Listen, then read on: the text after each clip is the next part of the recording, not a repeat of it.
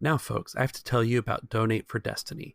Dicey Cantina is proud to join the Donate for Destiny team supporting Child's Play charity.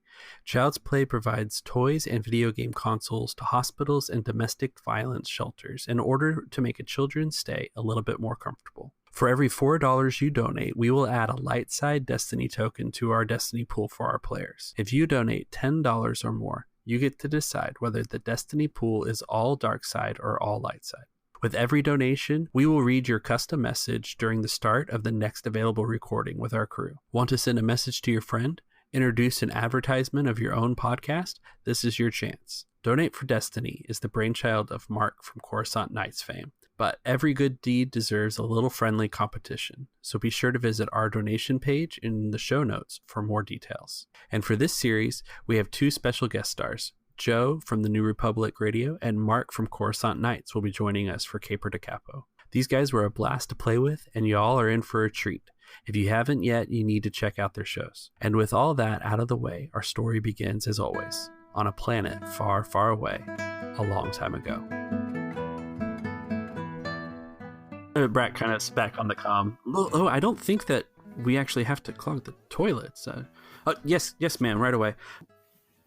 Imperials are rather human-centric. I don't know that they wouldn't disbelieve that Given might have special refresher needs. I dislike that my species is being used against me to coerce me into this situation, but what can I do? Oh, sure. So, Sindra, maybe, I think humans are the only one that would have a problem with knowing what's necessary. No, it's Givens. Givens clearly need a larger facility. You're just saying that because you are a small person, Sindra, and I don't appreciate this. Lo, how does your bladder work? Just explain it. Lo turns off his comm and starts walking towards the people that he needs to distract. I think Sindra's going to start walking towards Lo because she's a part of this whole fiasco. Yeah, so which people are we heading to? I don't think, actually, he doesn't turn the comm off. There's just like silence on the comm. You don't hear the click. You're like, Lo, are you there? Are you there? And you just see him from across the hall. That waiter comes back out with another tray of stuff, and he just sort of like pushes the tray over and then walks away. I'm just mad. I'm just bullying this poor little waiter. That's what I'm going to do. There's definitely a loud clatter, and there's a moment of silence in the ballroom. I'm gone. I'm not even near that at this point. I pushed it over and and walked away immediately before the thing hit the floor. I didn't look back. Is that our distraction? I guess so. I suppose that's as good as anything. The minute it happens, I walk into the kitchen as if I belong there and start looking for kind of a back way, like a back hallway. As Veer walks past Sindra on the way to the kitchen, Sindra is going to toss him her remote. Cool. Oh yeah, that's very like heist movie. Mm-hmm. I'll try to slip it into the dumbwaiter as I walk by, and one minute we're talking about bladders, the next minute the heist is on. No, man, it's a good plan. This will work. And if you're Johnny on the spot with that frag grenade, if I get in trouble upstairs. Oh, you mean I have to go out and get them first? Oh my goodness. This is why we should have planned, Veer. Well, you did bring them. You might as well do something. But they're in the briefcase under the topiary. So I think stealth is in order with this distraction, because I think your goal is getting Veer into the kitchen, right? I'm just glad you didn't say. I'm glad you didn't say skullduggery or deception, because those I'm bad at. Cunning and presence, not my thing. Crap. It's a flat failure. Just a single failure. What that results into is just merely that you shoved the waiter over and walked away, and everyone saw you shove the waiter over. Great. Because Veer can still have a chance to roll the stealth. I believe assisted by Sindra. But it feels very thematic in the narrative that we've created. That Lo has his own stealth roll, and it didn't work out. So where did Sindra go after tossing the remote? I think Syndra's still in this main ballroom. Okay, so she's staying in the ballroom. intention of possibly lying to one of these guards to get upstairs. So Veer, roll me that stealth, and let's see what the kitchen looks like. All right, what's my difficulty on it? Average or worse? It's not worse. The distraction narratively works. It's just everybody knows what Lo did. I say in a room full of like imperial bureaucrats and politicians, I don't know that they care because you didn't roll any threat, right? Like, this is just a standard Tuesday. This is what you do to the help. I was just gonna say, yeah, they do not care about service workers. He's just a dumb waiter. Oh, yeah. So let's say it's average with a boost die. All right, I can do this. Can you though? I mean, I can roll it. Oh, yeah. Oh, man, what a roll. All right, I got 3 success and an advantage. Do you have any suggestions for what you want to see for the advantage? Because you're going to get back there and you're going to get the remote and the dumbwaiter, and nobody's going to bother you. What I'd like to see would be another door leading out of the back of the kitchen to a hallway where there's a smaller private set of back stairs and 1 guard at most. Yes. I don't know if I can get all that for 1 advantage, but... Well, so since I built in a private staircase for you guys to find, I think you found it. Awesome. Is where we're at, having successfully gotten back there. So yeah, so kind of bending off from the kitchen area is kind of a narrow hallway that kind of bends around, and kind of like right by a pantry you can see a not concealed but really kind of narrow set of stairs. It's for the servants, right? For bringing they don't things need up. Space. Yeah. Looking around, is there like a tray of hors d'oeuvres ready to go? So the kitchen is kind of the opposite direction of what you've discovered so far. Well, never mind. I was going to grab a thing about whisking a tray of hors d'oeuvres as I go up and say they're perfect, but I think you can absolutely do that. We may go to the remote first and then come back to you. So how does Sindra control the remote and see the feed? So it's a Silhouette 0, can travel 20 kilometers per hour, and it can run for 24 hours without a recharge. And it transmits visual data, including in the dark, to a data pad. Okay. Which she has. So she's looking at the data pad. Yeah. And there's probably some like little video game controls on it. Okay. Like 70s video game controls. What Sindra sees on the data pad, the remote comes up, the dumbwaiter. The dumbwaiter itself was almost adjacent to the doorway to the kitchen. So it's on that same kind of south wall and faces north into kind of the grand area. And it's not really in service, because the remote can just kind of hover up and kind of see out that way. And so kind of from its cone of vision, what you can see is you see kind of a grand gallery, or kind of like sunroom or what have you, kind of a big room that would be directly behind the balcony. And then to the left or west is you see kind of a pile of various artworks and things like that. And what has a bunch of bookcases and all that is clearly kind of a study. And you kind of catch a glimpse of a wall on the east side of the grand gallery that's got a doorway into it that's open, that looks pretty much just kind of like a master bedroom for this mansion. If you want to take the remote out of the dumbwaiter and gather some more information, you can do that. I think I'll leave it for now. Before we leave, Sindra, I'm going to flip a dark side token. Cool. And the guard from the gate plops against the wall that she's leaning against behind her. I was like, "Hey, I missed you. Where'd you go?" "Hi, I'm not interested." Yeah, this auction's pretty boring.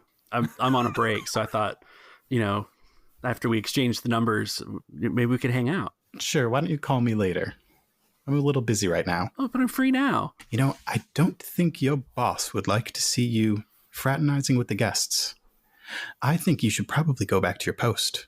You see, right up there in that room, it's where Governor Concevu is. If he comes out and sees you just speaking with the guests, I'm sure you'll be in trouble.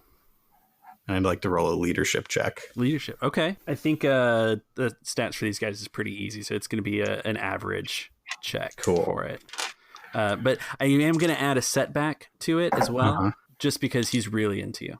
I'm going to kill him with kindness and remove that setback. Okay. That's what I get for trying to add a setback dice. That's why you got to add the setback dice so I can remove them. Yeah. That's why you got to add 2. That's true. That is 3 successes and 2 threats. Okay. You would do that? You would tell on me? Fine. And he storms off. Make sure to give him a half smile and a wink before he leaves. He kind of looks over his shoulder back at you with a real pouty face, and he just plops the helmet back on and storms off. Can I say mechanically one of those threats being of him being put off and like snubbed is when Lo goes back to the gate, he's gonna be really irritated. Yes. I mean, and that's essentially where we're at. You've got one guard who's really teed off now, so he'll be more challenging to deal with in the future. Yeah, I was just gonna say I'll get a black die to deal with him for a bit. After the waiters was shoved to the ground and everyone kind of looked and nobody really reacted. Where did Lo go after that? The camera cuts to him and he's standing in the crowd with everyone, like also looking at the waiter, and he has another shrimp cocktail in his hands, and he's just he's like doing like a mock shocked face, like, oh no, but everyone then turns to look at him and he's like, isn't his actual face sort of a mock it is totally face? So he's just doing resting shocked face, resting scream face, and yeah, and so everyone turns to look at him and he turns to look at a particularly can I say this is like a large Aqualish man, or would they all be humans? They're more likely to be humans, but they did invite like Huts and Black Sun, so that it's not going to be 100% human. So Aqualish isn't way off. Okay, so then there's some guest or part of the entourage of a Black Sun Vigo is probably this Aqualish guy, and he's a rotund Aqualish guy, and standing right next to me, and he has and he has like his like a fancy tuxedo on and everything. He's standing right next to me, and I look at other people, I turn and look at him, and just go. Can't find good help these days, and I force the shrimp cocktail into his hands and just stroll back out the front door to go get the explosives briefcase. Okay. All right. So while you're heading out to the gate, Veer is grabbing a tray and heading up those stairs. Is that what he was going to do? Yeah, I'm going to keep working my way upstairs until I find, run into hopefully just the one guard. If I run into more than one guard, I might have to change things on the fly. But so as you go up the servants' staircase, it kind of curves back around, and what you find is that there's essentially kind of, you come up on the south wall of the study that's upstairs, and there's a door there that Lo had seen before that you can open up and go into the study from, but it's a solid door, so you can't necessarily see what's on the other side if you want to open it. That's always a trap. I mean, that's when the GM says, if you want to do this, I think until I see some security, I'll just act like I belong, and I'm carrying the tray and pretending to be a waiter at this point. So I'll open the door and walk in as if I belong there. All right. Oh, did I mention, Veer? There's a trap behind that door. I saw it with my scanner glasses. He says over comm. Well, what? I'm just messing with you. Oh, did I say Veer? Kid, my remote, he saw a trap beyond that door. I'm just kidding. I'm just messing with you. Welcome to the Alliance. Shakes his head and keeps going. So the kind of thin door creaks open. As it opens, you can get a better view of this kind of grand study. It's kind of a library of sorts with a table in the middle, kind of a big oval table. Most of the art that's up for auction is stacked and stationed here. You hear a bit of noise, and as a door to your right opens up, and you hear a couple of people just casually chatting as they walk to the oval table. They don't really kind of notice you as they pick up another item for auction and then head back the way they came.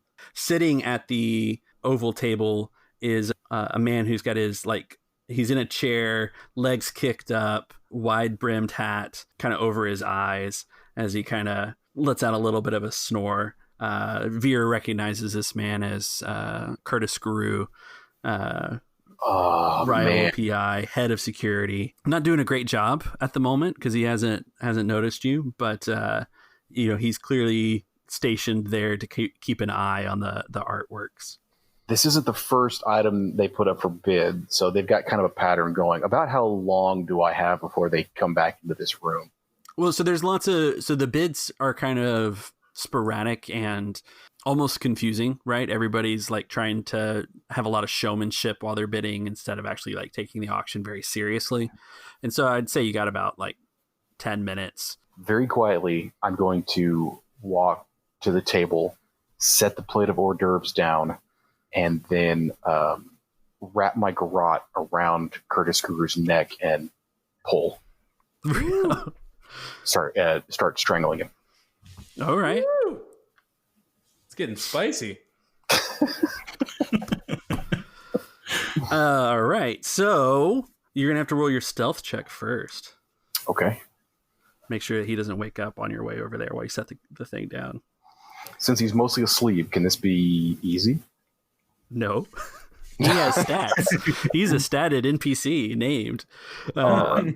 All right.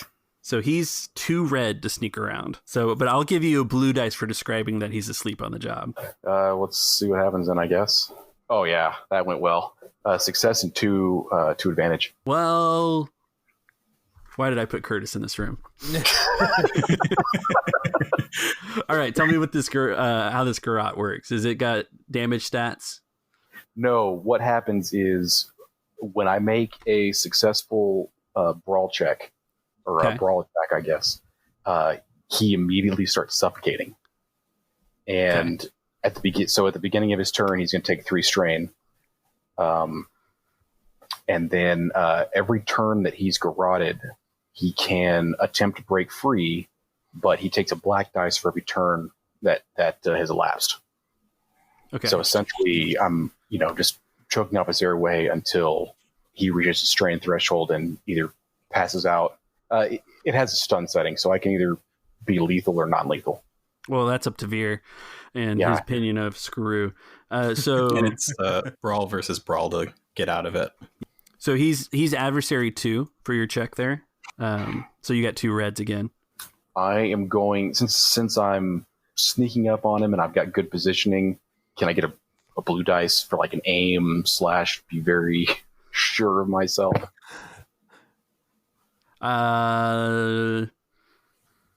Sure. Oh yeah. Okay. 2 success, 2 advantage. 2 success, 2 advantage. Does Veer have open comm? Yeah.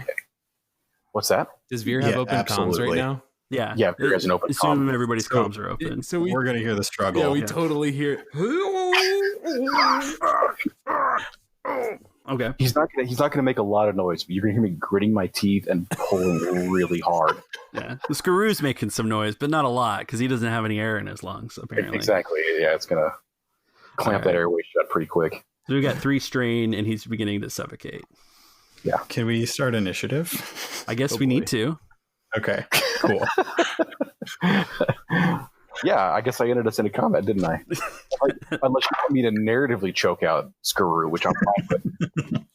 I mean, you got a garrote around his neck, and Skru's been around a while. He's not well loved. So yeah, let's roll some initiative.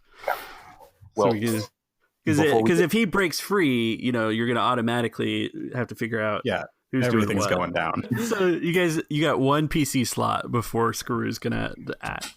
I don't know that Syndra's nuts that we're already in the killing people portion of the heist. To be fair, we're only in the strangling people port. I mean, I haven't. Lo chimes in. Yes, my dear, we don't have to kill anyone if we don't want to. Yeah, Veer will say that through gritted teeth. I haven't killed him yet. See, there's still time. I'm just picturing. I'm now picturing Skaroo with his like cowboy hat having fallen off, and he's like arms over his back, just like clawing at you, and you like whispering into his ear, into your comm. I haven't killed him yet. Oh man, he's very unsettled. Do you see the illuminated ledger anywhere? Yeah, let me put this guy down and I'll go look for him. Just hold him steady. I'll be there in a minute, or Sindra will be. We'll figure it out. Well, I was going to suggest that my remote take a look around because I believe we're in the same room. Yes, excellent. And I will probably see what's happening on my datapad. That's essentially costing you a maneuver mechanically. Yeah, no, this is all I'm planning on doing. Yeah. Yeah. So the remote comes out and so the camera pans left and you see this kind of a grand study library with all the artwork to it. And kind of in the far corner, you see some cowboy boots that are like flailing. Veer just kind of casually having garroted someone who's just clawing, trying to get his way out. So you have an excellent view. There's like one vein popping out of his head, but other than that, it doesn't look like any sort of exertion of effort. Yeah. Well, Kid is gonna pop out of the dumbwaiter and try and survey that table with stuff on it. See if he can spot the illuminated ledger. The artwork is knowledge core worlds, like what you're seeing there to ascertain kind of what's there and figure it out. I'm basically I'm looking through its eyes, so I'll make that roll. And what's the difficulty? I think it's hard with the setback. Can I argue for a boost because I went to art school? Did your art school cover ancient Corellian? I went to the it was Outer Rim, Art right? Institute of Gorel, which is in the Outer Rim, but it's near Lethal. Typical course of study for art school, you take way too many art history classes. Like this is from experience, more than is actually necessary. You get all the ancient areas. So I'm sure we got like ancient Coruscant, a little bit of Corellia, all the cool places, all the places that grew up to be something, at least in the Empire's eyes. Okay. Yeah, I'll give you a boost dice for art school. I mean, you got to get something out of a degree for that. Yeah, right? You do it. Nice. I was so close. She's still paying for it, so. Well, in typical fashion, I got 2 threats. Yeah, you get a little. Your data pad sends you a little reminder that your payment's overdue. So that's two strain. Yeah. Take 1 strain. Take 1 strain. Because your other threat is just realizing that you're gonna have a difficult time recognizing the ledger by look through the remote. Oh, can everything like be covered in cloths? Maybe. Yes. All right. Well, that's my turn. All right. So Skaroo's gonna try and break free. I've got plenty of dark side tokens. Yeah, do it. This can degenerate really quickly. Yeah. All right. We're just adding another dice there. You guys have 3 light side tokens now. All right.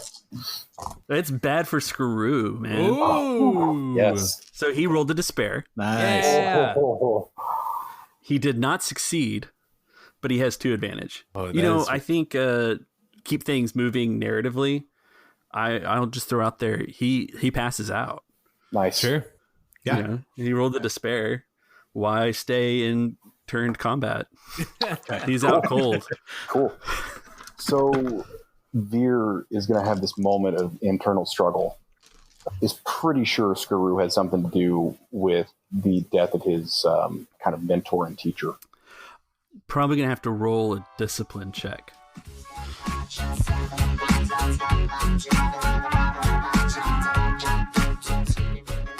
That's all for this week, and I want to say a special thank you to Mark and Joe for joining us. Be sure and check out their shows for more lovable antics. I know I will. If you're enjoying the show and want to help us grow, tell us about it on Twitter @Dicey Cantina, or drop us a line at diceycantina@gmail.com, or send us a voice message over at anchor.fm/dicey-cantina. We may even play those on air. Of course, subscribe and rate us on your favorite podcatcher and YouTube. And don't forget about Donate for Destiny.